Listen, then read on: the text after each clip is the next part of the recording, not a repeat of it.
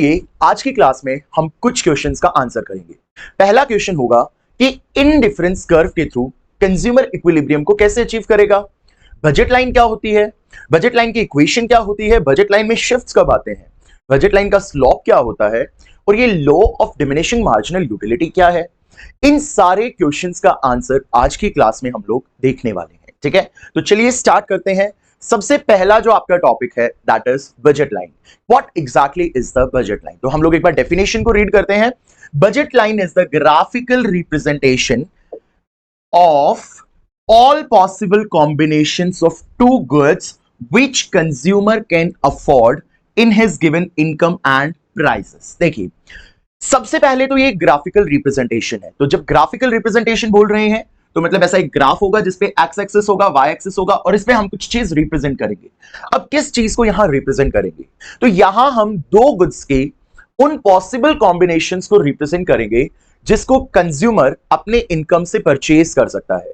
जो भी कंज्यूमर के पास इनकम है वो दो गुड्स, अब जैसे ये दो गुड्स हैं लेट्स सपोज, तो दो गुड्स के किन किन कॉम्बिनेशंस को वो परचेज कर सकता है, उन कॉम्बिनेशंस को जब हम ग्राफ पे रिप्रेजेंट करेंगे तो हमें एक ऐसी लाइन मिलेगी जिसको हम लोग बोलेंगे बजट लाइन। तो basically budget line is the graphical representation. Sir किसका ग्राफिकल रिप्रेजेंटेशन? दो गुड्स के उन पॉसिबल कॉम्बिनेशंस का ग्राफिकल रिप्रेजेंटेशन जिसको कंज्यूमर अपनी इनकम से और जो मार्केट में प्राइसेस चल रही हैं उससे अफोर्ड कर सकता है।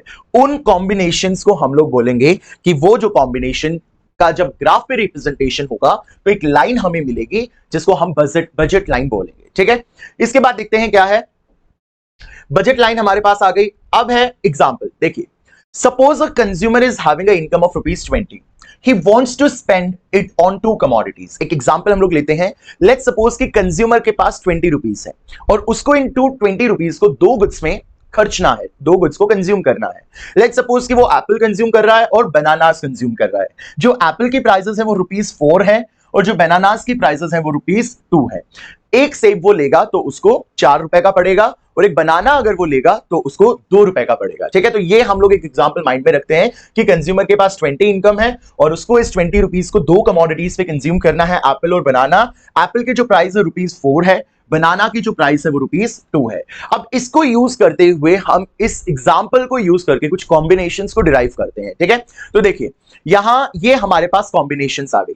देखिए पहली कॉम्बिनेशन EFGHIJ, आप ABCDEFG भी लिख सकते हैं। तो देखिए मान लो स्टूडेंट्स, वो जो कंज्यूमर है 5 एप्पल्स को परचेज कर रहा है। ठीक है, तो जब वो 5 एप्पल्स को परचेज करेगा तो एक एप्पल की प्राइस कितनी है? 4, 5 इंटू 4 20। तो वो कितने बनानास को ले पाएगा? 0 बनानास, क्योंकि उसके ₹20 थे वो 5 एप्पल्स में ऑलरेडी स्पेंड हो चुके हैं। इसके बाद लेट्स सपोज कि वो 4 एप्पल ले रहा है तो 4 इंटू 4 16, 4 उसकी प्राइस थी तो ₹16 खर्च हो गए। अब उसके पास ₹4 बचे, तो ₹4 में कितने बनानास ले सकता है? ₹2 का एक बनाना है तो 2 ले सकता है। 2 इंटू 2 4, तो आप देखेंगे 16 प्लस 4 इज इक्वल टू 20। ठीक है, अब थर्ड 3 एप्पल्स वो लेगा तो 4 बनानास, 2 एप्पल्स लेगा 6 बनानास, 1 एप्पल लेगा 8 बनानास, 0 एप्पल लेगा 10 बनानास। तो यहां आप देखेंगे कि ये दो गुड्स की कॉम्बिनेशंस हमें मिल गई।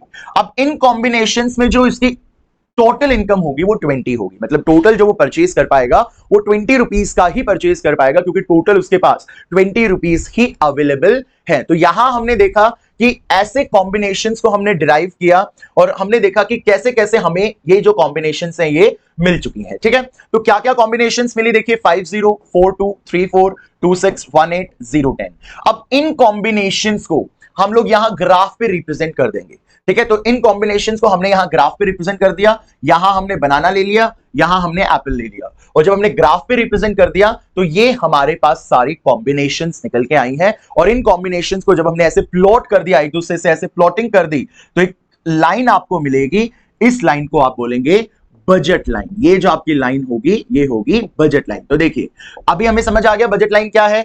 Graphical representation of possible combination of two goods which a consumer can afford in his given income and prevailing prices. ठीक है, जो भी मार्केट में प्राइसेस प्रिवेल कर रही हैं और जो भी उसके इनकम है, उसमें दो गुड्स की वो कॉम्बिनेशंस जो वो अफोर्ड कर सकता है, उन कॉम्बिनेशंस को जब हम ग्राफ पे रिप्रेजेंट करेंगे तो जो लाइन हमें मिलेगी उस लाइन को हम लोग बोलेंगे that is a budget line. ठीक है, so these combinations when plotted on the graph we will get a curve which is known as budget line और प्राइस लाइन। तो यहां पे आपको एक चीज याद रखनी है, why we are saying price line. हम इसको प्राइस लाइन क्यों बोल रहे हैं? तो we are saying price line because ये याद रखेंगे at its each point it shows at its each point it shows ratios of prices of two goods, ratios of prices of two goods, क्योंकि अपने हर पॉइंट पे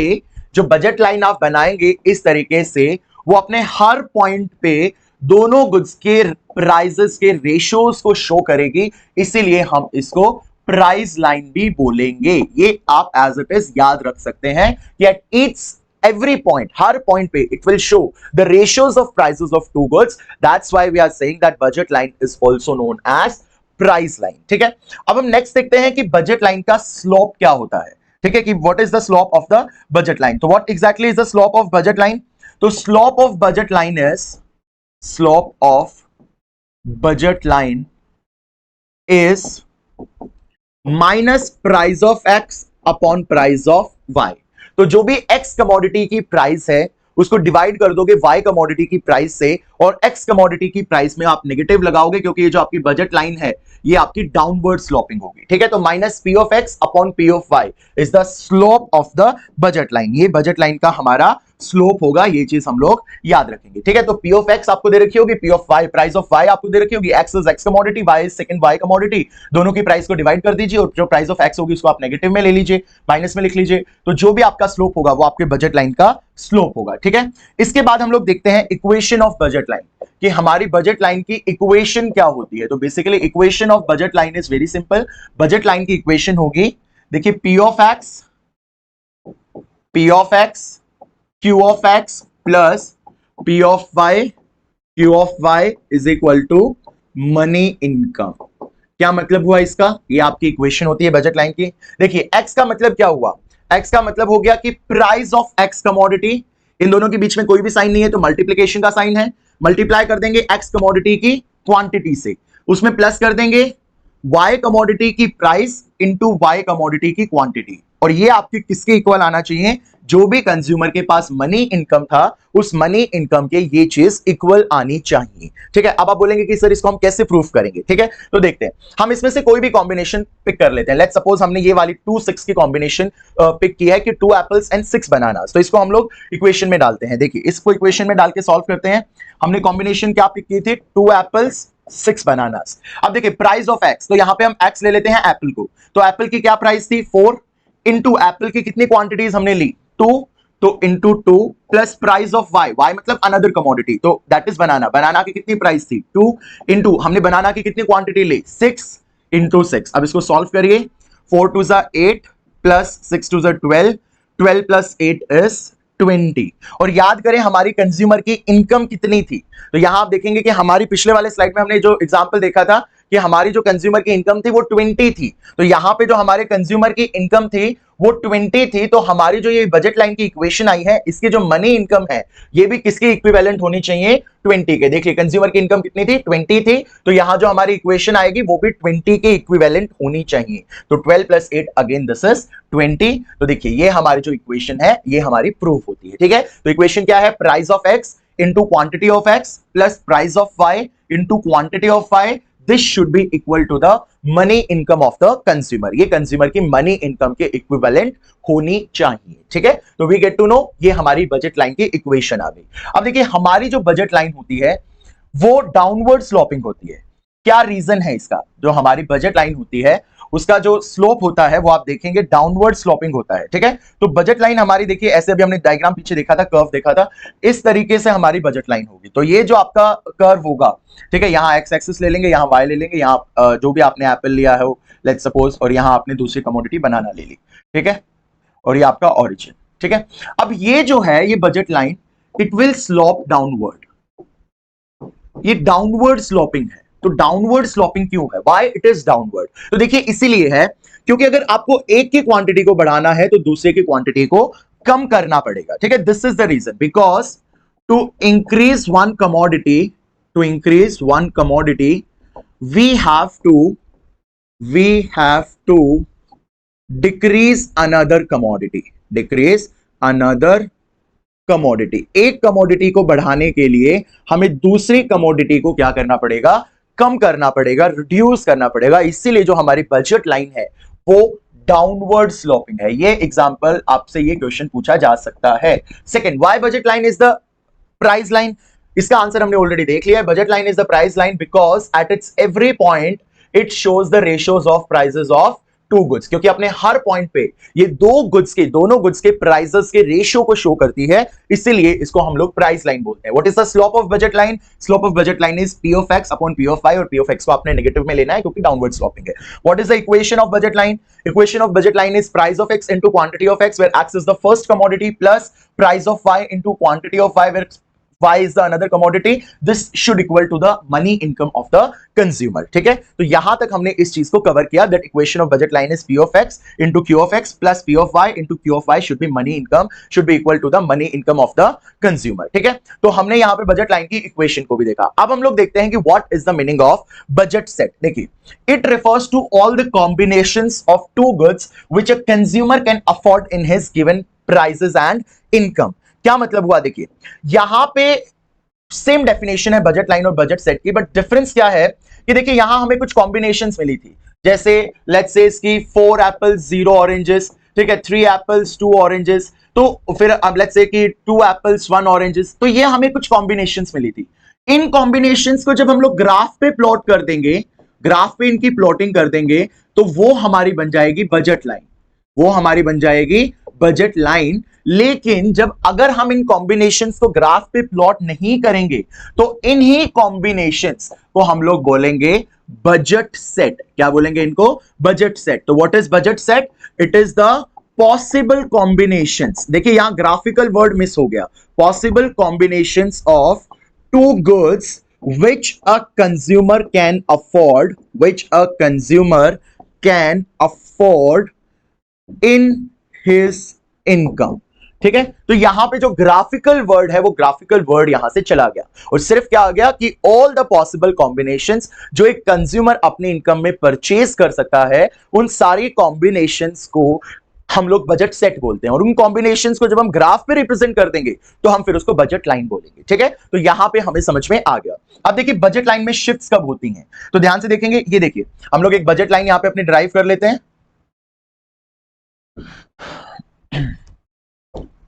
let's suppose कि ये हमारी A B जो है बजट लाइन है, ठीक है, this is A B budget line.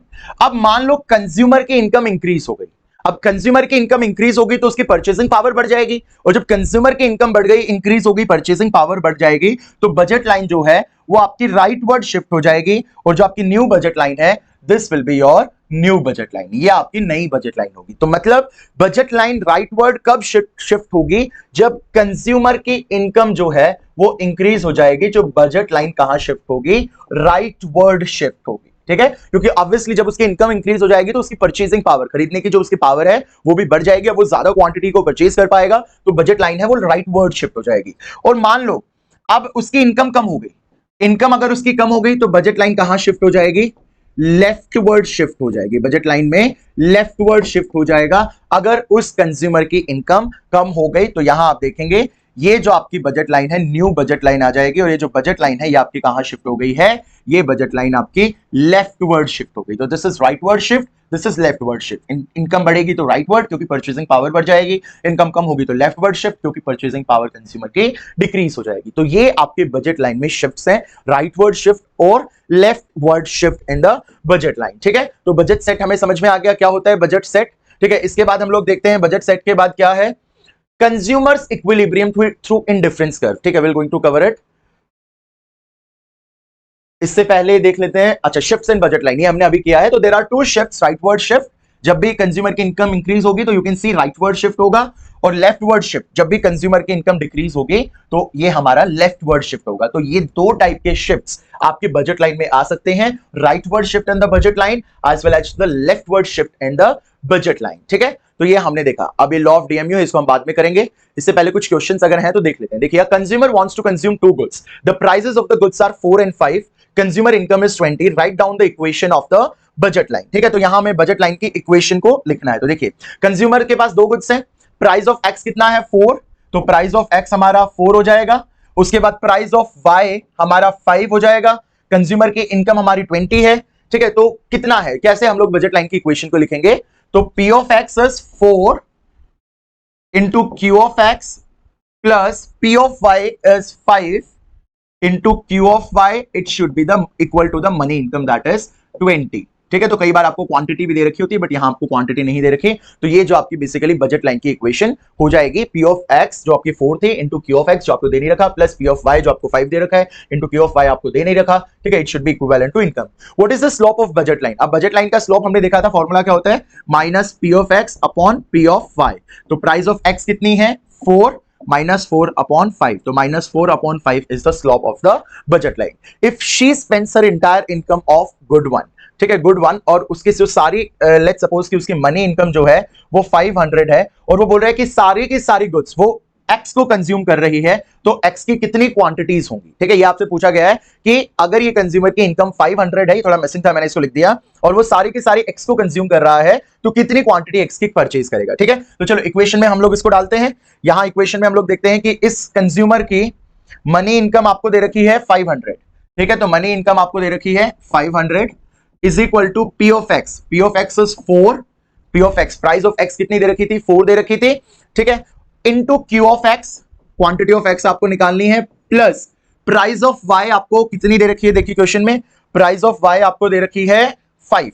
ठीक है, प्राइस ऑफ y इज 5, तो प्राइस ऑफ y इज 5, और वो बोल रहा है सारी की सारी x को कंज्यूम कर रहा है, तो क्वांटिटी ऑफ y कितनी होगी 0 होगी, तो into 0, this should equivalent to 500। हम इसको सॉल्व कर लेते हैं अभी। 4 into Q of x plus 5 into 0 is 0 is equal to 500। ठीक है, 500 divided by 4 is equal to Q of x, 125 is equal to quantity of x। तो मतलब कितनी x की कंज्यूम करेगा वो 125। एक बार इसको चेक कर लेते हैं, अगर x की वो 125 कंज्यूम कर रहा है और x की प्राइस कितनी है 4, तो 125 into 4 is 500 which is equivalent to the income of the consumer। तो आई होप ये आपको क्वेश्चन समझ में आया होगा। ये यहाँ जो पीपीटी में लिखा हुआ है इसमें इनकम नहीं लिखी हुई, तो मैंने यहाँ पे इनकम 500 ले ली, मिसिंग हो गया होगा। तो 500 इनकम आपको दे रखी है और बोला है कि कंज्यूमर सारी एक्स को कंज्यूम कर रहा है, तो कितनी क्वांटिटी वो एक्स की लेगा। तो हमने सिंपल यहाँ पे इक्वेशन डाल दी, that money income is equal to P of x into Q of x plus P of y into Q of y।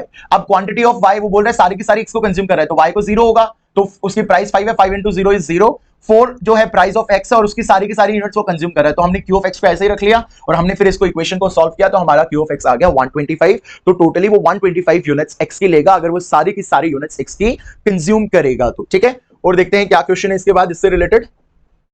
A consumer consumes only two goods x and y। अच्छा ये MRS है, तो ये अगला topic है। Consumer consume only two goods x and y whose prices are 6 and 3 units respectively।